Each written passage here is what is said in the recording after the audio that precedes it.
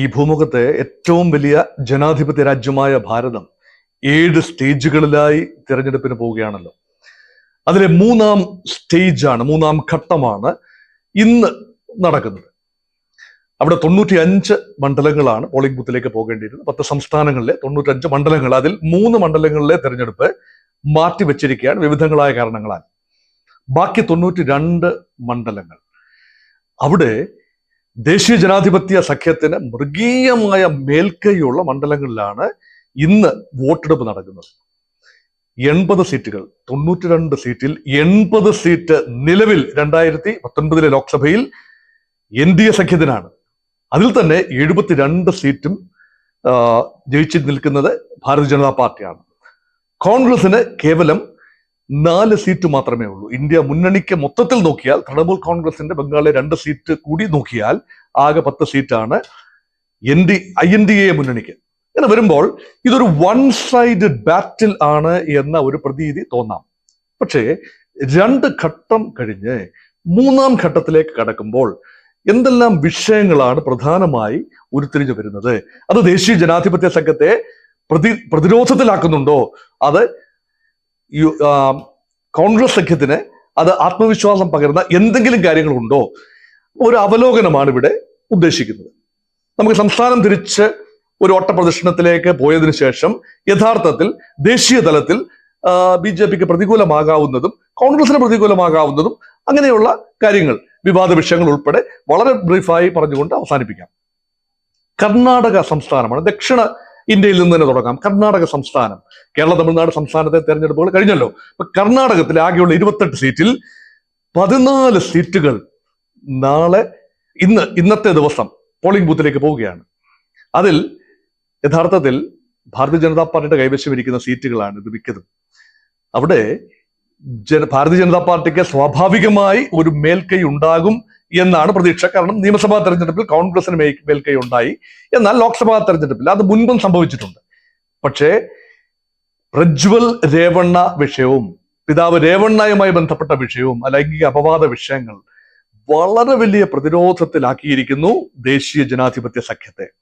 അതെങ്ങനെയാണ് കർണാടകത്തിൽ ബാധിക്കാൻ പോകുന്നത് എന്നത് നോക്കിക്കാണേണ്ട കാര്യമാണ്. കാരണം ജനതാദൾ മത്സരിക്കുന്ന തെക്കൻ കർണാടകത്തിലെ സീറ്റുകളിലൊക്കെ വോട്ടെടുപ്പ് നടന്നു കഴിഞ്ഞു. ഇത് ഭാരതീയ ജനതാ പാർട്ടിയും കോൺഗ്രസും തമ്മിൽ നേരിട്ട് ഏറ്റുമുട്ടുന്ന മണ്ഡലങ്ങളിലാണ് ഈ 14 മണ്ഡലങ്ങൾ. അതിൽ പ്രധാനപ്പെട്ട പല സീറ്റുകളുമുണ്ട്. കോൺഗ്രസ് പ്രതീക്ഷ വയ്ക്കുന്ന ഒരു 5 സീറ്റുകളെങ്കിലും ഉണ്ട്. കോൺഗ്രസിന് കഴിഞ്ഞ പ്രാവശ്യത്തെ ആ ഒരു സീറ്റും ലഭിക്കാത്ത ഒരു അവസരത്തിൽ നിന്നും ആകെ കർണാടകത്തിൽ ലഭിച്ച ഒറ്റ സീറ്റാണ്. അപ്പൊ ഈ പോകുന്ന 14 മണ്ഡലങ്ങളിൽ 5 മണ്ഡലങ്ങൾ 6 മണ്ഡലങ്ങളിലെങ്കിലും ന്യായമായ പ്രതീക്ഷ വെച്ച് പുലർത്തുകയാണ് കോൺഗ്രസ്. കർണാടകത്തിൽ നിന്ന് തൊട്ട് വടക്കോട്ട് പോയി മഹാരാഷ്ട്ര സംസ്ഥാനത്തേക്ക് കിടക്കുകയാണെങ്കിൽ അവിടെ ഒരു ബാറ്റിൽ ഫീൽഡ് സ്റ്റേറ്റ് ആണ് മഹാരാഷ്ട്ര. മഹാരാഷ്ട്രയിൽ നമ്മൾ കണ്ടു 2 പ്രാദേശിക കക്ഷികളെ, പ്രാദേശിക കക്ഷി എന്ന് പറയാനാവില്ല, ശിവസേന ഉദ്ധവ് താക്കറെ വിഭാഗം ഇപ്പോൾ ഒരു ചെറിയ പാർട്ടിയായി മാറിയിരിക്കുന്നു. ശിവസേനയെ 2ആയി പിളർത്തി ഏകനാഥ് ഷിൻഡെയുടെ വിഭാഗത്തെ ഭാരതീയ ജനതാ പാർട്ടിയോടൊപ്പം ചേർത്തുകൊണ്ട് ഒരു കോലീഷൻ മുന്നണിയിൽ ഷിൻഡെ മുഖ്യമന്ത്രിയായി മഹാരാഷ്ട്രയിൽ ദേശീയ ജനാധിപത്യ സഖ്യം ഭരിക്കുകയാണല്ലോ. അതുപോലെ ശരത് പവാറിന്റെ പാർട്ടിയെയും 2ആയിട്ട് പിളർത്തി, NCPയെ 2ആയി പിളർത്തി അജിത് പവാറിന്റെ വിഭാഗത്തെ ഒപ്പം കൂട്ടിയിരിക്കുകയാണല്ലോ NDA.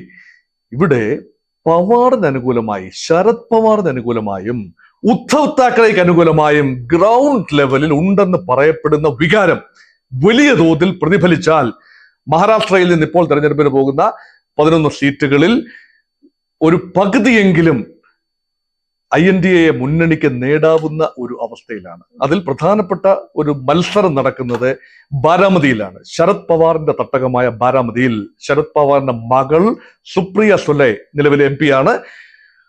സുപ്രിയ സുലെ എതിർക്കുന്നത് അജിത് പവാറിന്റെ അനന്തരവനായ അജിത് പവാറിന്റെ ഭാര്യ സുനേത്ര പവാറാണ്. പൊട്ടിപ്പാറുന്ന പോരാട്ടം അവിടെ നടക്കുകയാണ്. അവിടെ യഥാർത്ഥ NCP ഏത്, യഥാർത്ഥ ശിവസേന ഏത് എന്ന് തെളിയിക്കാനുള്ള ഒരു മത്സരം കൂടിയാണ് ഈ ലോക്സഭാ തെരഞ്ഞെടുപ്പ്. അതുകൊണ്ട് ശിവസേനയ്ക്ക് സാമാന്യം നല്ല മേൽക്കൈയുള്ള 7 മണ്ഡലങ്ങൾ അതിനകത്തുണ്ട്, 11 മണ്ഡലങ്ങളിൽ. അവിടെ ശിവസേന എങ്ങനെയാണ് പെർഫോം ചെയ്യാൻ പോകുന്നത്? ഉദ്ധവ് താക്കറെയുടെ ശിവസേന യഥാർത്ഥ ശിവസേനയായി ജനം അംഗീകരിക്കുമോ, അതോ ഷിൻഡെ വിഭാഗത്തെയാണോ യഥാർത്ഥ ശിവസേനയായി ജനം അംഗീകരിക്കുന്നത് എന്ന് നിശ്ചയിക്കുന്ന തെരഞ്ഞെടുപ്പ് കൂടിയാണ് മഹാരാഷ്ട്രയിലെ തെരഞ്ഞെടുപ്പ്. അതുകൊണ്ട് കഴിഞ്ഞ പ്രാവശ്യത്തേക്കാൾ മെച്ചപ്പെട്ട, കഴിഞ്ഞ പ്രാവശ്യം നേടിയ 3 സീറ്റിനേക്കാൾ മെച്ചപ്പെട്ട പ്രകടനമാണ് ഇപ്പോൾ പ്രതീക്ഷിക്കുന്നത്. അതിൽ തന്നെ 2 സീറ്റ് NCPയുടെ സീറ്റുകളാണ്. അതിനേക്കാൾ മെച്ചപ്പെട്ട ഒരു പ്രകടനം മഹാരാഷ്ട്രയിൽ ഇന്ത്യ മുന്നണി പ്രതീക്ഷിക്കുന്നു. മഹാരാഷ്ട്രയിലെ ആകെയുള്ള 48 സീറ്റിൽ മൊത്തത്തിന്റെ ഒരു പകുതിയോളം ഇന്ത്യ മുന്നണിക്ക് ജയിച്ചു വരാം എന്ന പ്രതീക്ഷയിൽ നിന്നുകൊണ്ടാണ് ഇന്ത്യ മുന്നണി പല കണക്കുകൂട്ടലുകളും നടത്തുന്നത്. എന്നാൽ ഭാരതീയ ജനതാ പാർട്ടിയും സഖ്യകക്ഷികളും വളരെ വലിയ പ്രചരണമാണ് അഴിച്ചുവിടുന്നത്. നരേന്ദ്രമോദി കഴിഞ്ഞ ഏതാനും മാസത്തിനുള്ളിൽ 12 പ്രാവശ്യമാണ് മഹാരാഷ്ട്ര സന്ദർശിച്ചത്. അതുകൊണ്ട് അതുതന്നെ മഹാരാഷ്ട്രയ്ക്ക് നൽകുന്ന രണ്ടാമത്തെ വലിയ സംസ്ഥാനമാണ്. ഉത്തർപ്രദേശ് കഴിഞ്ഞാൽ 80 സീറ്റുള്ള ഉത്തർപ്രദേശ് കഴിഞ്ഞാൽ രണ്ടാമത്തെ വലിയ MP-മാരെ കൊടുക്കുന്ന 48 MP-മാരെ പ്രൊവൈഡ് ചെയ്യുന്ന മഹാരാഷ്ട്ര വിട്ടുകളയാൻ 2 സഖ്യങ്ങൾക്കും കഴിയില്ല എന്നതാണ് വാസ്തവം. മഹാരാഷ്ട്രയിൽ നിന്നും വലിയ സംസ്ഥാനമായ ഉത്തർപ്രദേശിലേക്ക് പോവുകയാണ്. 80 സീറ്റുള്ള ഉത്തർപ്രദേശിൽ 10 സീറ്റിൽ മത്സരം നടക്കുകയാണ്. അപ്പോൾ നമ്മൾ തെരഞ്ഞെടുപ്പ് തുടങ്ങുന്ന സമയത്ത് മോദി പറഞ്ഞ 370 സീറ്റ്, ഏതാണ്ട് എല്ലാ സീറ്റും ഉത്തർപ്രദേശിൽ BJP സഖ്യം തൂത്തുവാരും എന്ന പ്രതീക്ഷയാണ്. ഇപ്പോൾ ആ പ്രതീക്ഷ അതുപോലെ ആവർത്തിക്കാനാവുന്നില്ല BJPക്ക് പോലും. പുറമെ പറയുന്നുണ്ട് എങ്കിൽ പോലും രാമക്ഷേത്രത്തിന്റെ പ്രഭാവം എത്രത്തോളം നിലനിൽക്കുന്നു എന്ന് പരിശോധിക്കാനുള്ള ഒരു മത്സരം കൂടിയാണ്. ഇവിടെ 10 സീറ്റുകളിൽ വളരെ വലിയ മത്സരം നടക്കുന്നു. സമാജ്വാദി പാർട്ടി മത്സരിക്കുന്ന സീറ്റുകളിൽ, അത് യാദവ മേഖലയിലാണ് ഇക്കുറി വോട്ടെടുപ്പ് നടക്കുന്നത്. ഉത്തർപ്രദേശിന്റെ വിവിധ ഭാഗങ്ങളിലായിട്ടുള്ള യാദവ മേഖലയിലാണ് കൂടുതലും. അതുപോലെ കോൺഗ്രസിന്റെ തട്ടകങ്ങളായ ഏരിയാസ് ഉണ്ട്. ഇവിടെ യാദവ പാർട്ടിയായി അറിയപ്പെടുന്നത് അഖിലേഷ് യാദവിന്റെ സമാജ്വാദി പാർട്ടിയാണ്. അവർ വളരെ സമർത്ഥമായ ഒരു സോഷ്യൽ എഞ്ചിനീയറിംഗ് നടത്തി. ആകെയുള്ള 80 സീറ്റിൽ 63 സീറ്റുകളിലേക്ക് സമാജ്വാദി പാർട്ടി സ്വയം ഒതുങ്ങി. 17 സീറ്റുകൾ കോൺഗ്രസിനാണ് കൊടുത്തത്. സമാജ്വാദി പാർട്ടിയുടെ 63 സീറ്റുകളിൽ സ്വാഭാവികമായി മുൻകാലങ്ങളിൽ മുസ്ലിങ്ങൾക്കും യാദവർക്കുമാണ് സിംഹഭാഗവും പോയിക്കൊണ്ടിരുന്നത്.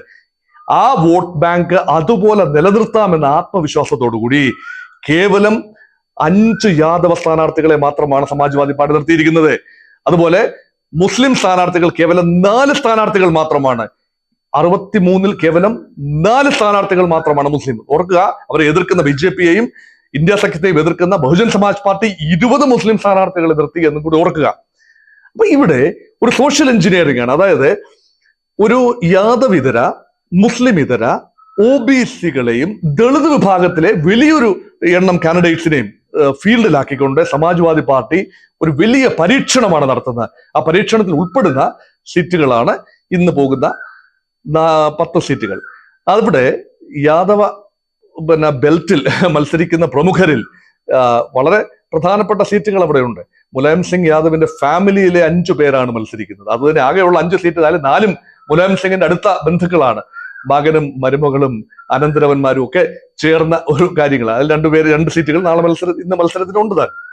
അപ്പൊ അതുകൊണ്ട് ഉത്തർപ്രദേശ് ഒരു സൂചനയാകും. ഇത് എങ്ങനെയാണ് വരാൻ പോകുന്നത്? കഴിഞ്ഞ പ്രാവശ്യത്തെ പോലെ വോട്ടർ ടേൺ ഔട്ട് കുറയുമോ? അത് വളരെ നോക്കിയിരുന്ന് കാണേണ്ട ഒരു കാര്യമാണ്. ഉത്തർപ്രദേശിൽ നിന്നും ബീഹാറിലേക്ക് പോയാൽ, ബീഹാറിൽ കേവലം 5 സീറ്റുകളിൽ മാത്രമാണ് മത്സരം നടക്കുന്നത്. പക്ഷേ ബീഹാറിൽ ഇവിടെ ലാലു പ്രസാദ് യാദവിന്റെ പാർട്ടി രാഷ്ട്രീയ ജനതാദൾ, അതിനെ ഇപ്പം നയിക്കുന്നത് തേജസ്വി യാദവാണ്. ലാലു പ്രസാദ് യാദവിന്റെ കാരിസ്മ, ആ ഒരു പോപ്പുലർ അപ്പീൽ, ആ ഇൻഫോർമലിസം അതുപോലെ അടുത്ത തലമുറയിലേക്ക് വരികയാണ്.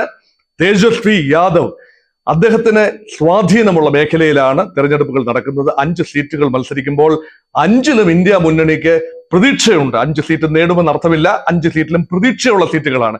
കഴിഞ്ഞ പ്രാവശ്യം ഏകപക്ഷീയമായി BJPയും സഖ്യകക്ഷിയായ ജനതാദൾ യുണൈറ്റഡും നിതീഷ് കുമാറിന്റെ പാർട്ടി ജയിച്ചു വന്നപ്പോൾ ഇപ്രാവശ്യം അങ്ങനെ ഉണ്ടാവില്ല. ബീഹാർ മഹാരാഷ്ട്രയെ പോലെ തന്നെ ഒരു ബാറ്റിൽ ഗ്രൗണ്ട് സ്റ്റേറ്റ് ആയി മാറുന്ന ഒരു കാഴ്ച കാണുന്നു. ഇനി വടക്ക് കിഴക്കൻ സംസ്ഥാനമായ ആസാമിലേക്ക് പോവുകയാണെങ്കിൽ, ആസാമിൽ കോൺഗ്രസിന്റെ 1 സിറ്റിംഗ് സീറ്റുണ്ട്. ആകെ 4 സിറ്റിംഗ് സീറ്റുകൾ ഇപ്രാവശ്യം പോകുന്നതിൽ 4 സിറ്റിംഗ് സീറ്റുകൾ ഒരെണ്ണം ആസാമിലാണ്. ആ സീറ്റ് നിലനിർത്താനാവും എന്ന പ്രതീക്ഷ കോൺഗ്രസിനുണ്ട്. മറ്റ് സീറ്റുകൾ BJPയുടെ ഘടകകക്ഷിയായ റീജിയണൽ പാർട്ടിയാണ് മത്സരിക്കുന്നത്. അവിടെ പ്രവചനാതീതമാണ് അവിടുത്തെ മത്സരം. ഇനി മധ്യ ഭാരതത്തിലെ ഛത്തീസ്ഗഡിലേക്ക് വരികയാണെങ്കിൽ, ഛത്തീസ്ഗഡിൽ ഭൂപേഷ് ബാഗലിന്റെ നേതൃത്വത്തിൽ കോൺഗ്രസ് പാർട്ടി ഒരു ഉയർത്തെഴുന്നേൽപ്പിന്റെ പാതയിലാണ്. അദ്ദേഹം തന്നെ മത്സരിക്കുന്നു. മധ്യപ്രദേശിൽ ശിവരാജ് സിംഗ് ചൗഹാൻ എന്ന BJPയുടെ മഹാമേരു മത്സരിക്കുന്നു. അതുപോലെ കോൺഗ്രസിന്റെ വലിയ നേതാവായ ദിഗ്വിജയ് സിംഗ് രാഘോഗഡ് മണ്ഡലത്തിൽ മത്സരിക്കുന്നു. മധ്യപ്രദേശിലെ പോരാട്ടവും ഛത്തീസ്ഗഡിലെ പോരാട്ടവും ഹിന്ദി ഹൃദയഭൂമിക്ക് വേണ്ടിയുള്ള കോൺഗ്രസ് പരാജയപ്പെട്ട കഴിഞ്ഞ സെമി ഫൈനൽ എന്ന് കൂടി വിശേഷിക്കപ്പെടുന്ന മധ്യപ്രദേശ്, രാജസ്ഥാൻ, ഛത്തീസ്ഗഡ് തെരഞ്ഞെടുപ്പിലേറ്റ വലിയ തോൽവിക്ക് പരിഹാരം കണ്ടെത്താനായി ഒരുപക്ഷെ ഈ തെരഞ്ഞെടുപ്പിനെ കോൺഗ്രസ് പാർട്ടിയും ഇന്ത്യ മുന്നണിയും കണ്ടേക്കാം. ഇവിടെയാണ് കോൺഗ്രസും BJPയും തമ്മിൽ നേരിട്ടുള്ള ഫൈറ്റ്. മധ്യപ്രദേശിലും ഛത്തീസ്ഗഡിലും അത് ഏവരും ഉറ്റുനോക്കുന്ന മണ്ഡലങ്ങളാണ്. മധ്യപ്രദേശിലെ 9 മണ്ഡലങ്ങളും ഛത്തീസ്ഗഡിലെ 7 മണ്ഡലങ്ങളും തെരഞ്ഞെടുപ്പിലേക്ക് പോവുകയാണ്. ഏറ്റവും കൂടുതൽ എണ്ണം പോകുന്ന ഈ 92 സീറ്റുകളിൽ ഏറ്റവും അധികം എണ്ണം 26 സീറ്റുകൾ ഗുജറാത്തിലാണ്.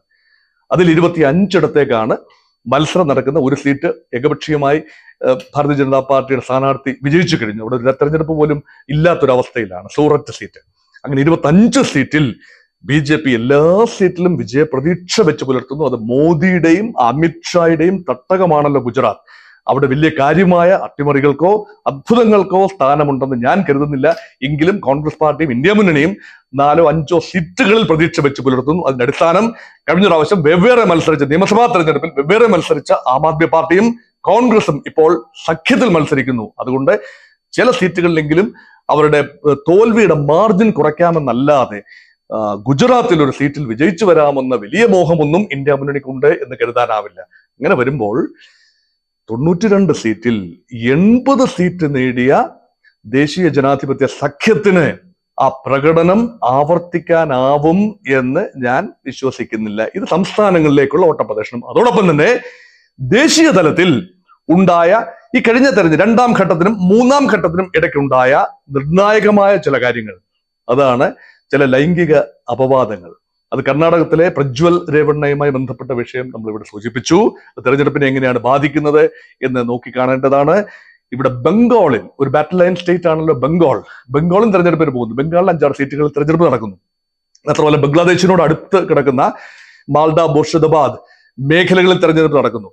ഇടതുപക്ഷ പ്രസ്ഥാനങ്ങൾക്ക് ഇപ്പോഴും വേരോട്ടമുണ്ടോ എന്ന് പരിശോധിക്കാനുള്ള തെരഞ്ഞെടുപ്പ് കൂടിയാണ്. അവിടുത്തെ സംസ്ഥാന സെക്രട്ടറി, ഇടതുപക്ഷത്തിന്റെ CPM-ന്റെ സംസ്ഥാന സെക്രട്ടറി മത്സരിക്കുന്നു മൂർഷിദാബാദ് സീറ്റിൽ. മൂർഷിദാബാദ് മുസ്ലിം ഭൂരിപക്ഷ മേഖലയാണ്. കോൺഗ്രസ് പാർട്ടിക്കും CPM-നും പിന്തുണയുള്ള മേഖലയാണ്. അവർ സഖ്യമായി മത്സരിക്കുന്നു. അദ്ദേഹം ജയിച്ചു വരാനുള്ള സാധ്യതയുണ്ട്. കോൺഗ്രസിന് വേരോട്ടമുള്ള പണ്ട് ഗനിഖാൻ ചൗധരിയുടെ ഒക്കെയുള്ള മേഖലയാണ് മാൽഡ. അതുപോലെ ഇപ്പോഴത്തെ പ്രതിപക്ഷത്തെ മുഖ്യ ശബ്ദം അധീർ രഞ്ജൻ ചൗധരിക്ക് സ്വാധീനമുള്ള മേഖല. ഇവിടെയൊക്കെ കോൺഗ്രസിനും ചില ചലനങ്ങൾ ഉണ്ടാക്കാൻ സാധിക്കും. എന്നാലും മുഖ്യമായ മത്സരം തൃണമൂലും BJPയും തമ്മിൽ തന്നെയാണ്.